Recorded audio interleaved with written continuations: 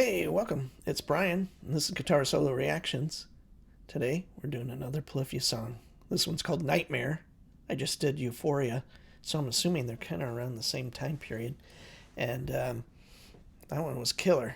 Some great stuff on that. Some really amazing kind of unison stuff, of course, between Tim and Scotty and the amazing Clay. I always have a hard time with his last name. And then the bass player's name's Clay too, so I'm like, I'll just go with that for now. Here we have it. Let's check out Nightmare. And if you love Polyphia, you're in the right place. And please, if you're new to the channel, like, subscribe, and comment. And let me know what your favorite Polyphia song is, if you have one.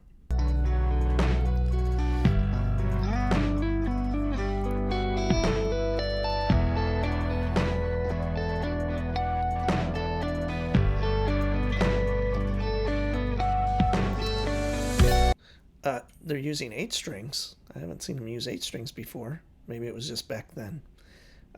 Really nice, clear, chimey, clean guitar tone, for sure.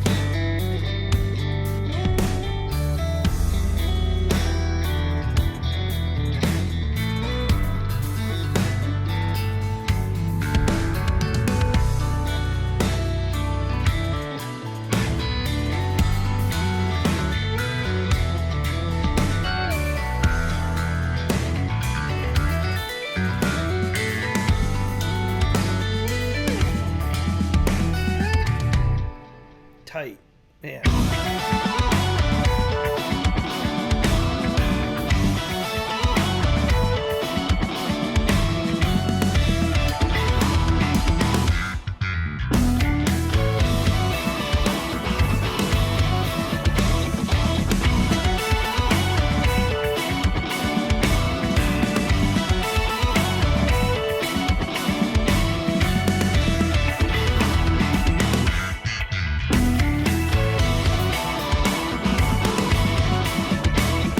It looks like Clay, the bass player, is using a pick, maybe. It's super punchy sound. I love that bass sound. The whole thing, all of it sounds great. This might be my favorite song melodically and just like, I don't know, all the elements are cool. The song's really memorable for sure.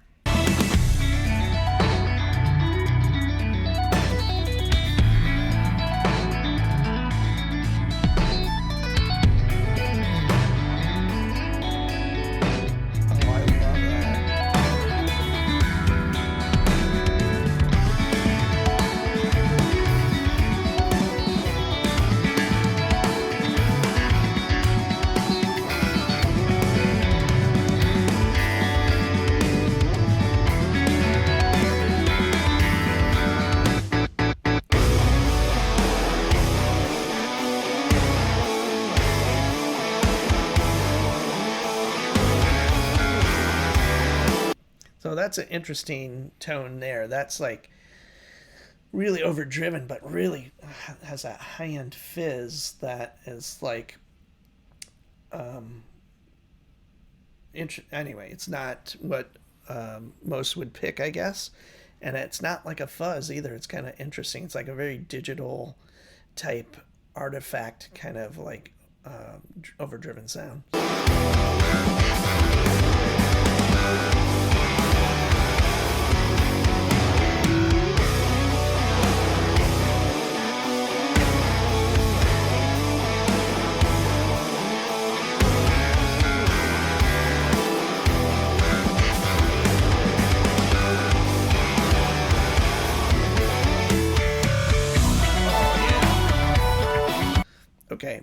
go back just a second. I love those.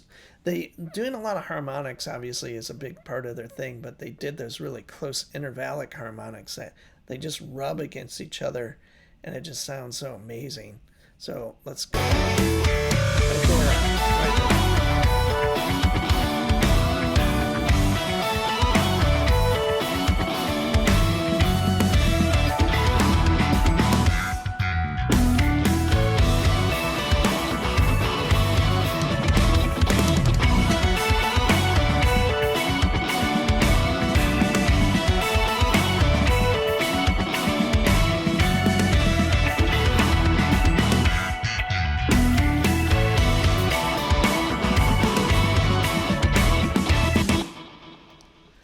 there we have it. Polyphia doing Nightmare, and with a bass sound that could punch a hole in the wall. Man, that is some incredible bass playing. And playing with a pick, which maybe he always does, but I don't think so. Um, Really, that might be my favorite Polyphia song right there, Nightmare. I love that one. Um, you can see obviously where their techniques are at and where it's going to go. Obviously, we know what they're doing now, probably 7, 8 years later. Um, so it's really interesting to see that and see how it's developed and how like much kind of manipulation they do with guitar tone and drums and bass in the studio. Hence what we hear, at least not maybe this new record, but the previous stuff for sure. Like Goat and I'm trying to think of the other ones. I'm kind of blanking right now, but that kind of era, like a couple of years ago. What that's kind of when I started to notice, and probably it was like 2 or 3 years ago, maybe four, when they were doing like rig run throughs, or people are talking about them a lot. And Tim would always be doing like demonstrations of techniques and stuff, and I was like, wow, that's like the new face of guitar playing, or it's like it's taking guitar player to the next step. And not only that, it's like inspiring younger people to play guitar, whereas guitar has been slowly declining in popularity over the years. Where in my generation, you know, probably 50% of every kid asked for a guitar at some point, or drums, but got a guitar because most parents don't want drums in their house or whatever. But for those lucky few that got drums, that was cool. So, but there's so many things competing for our attention as people in this modern world, that playing an instrument, especially proficiently, and all the time it takes to do that, is it's even a bigger challenge now when there's so many things that can divide your attention.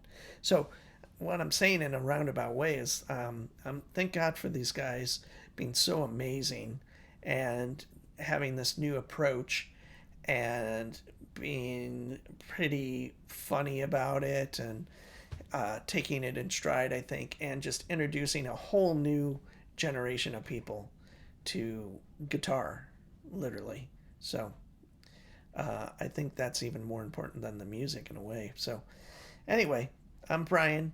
Come back for more. See you soon.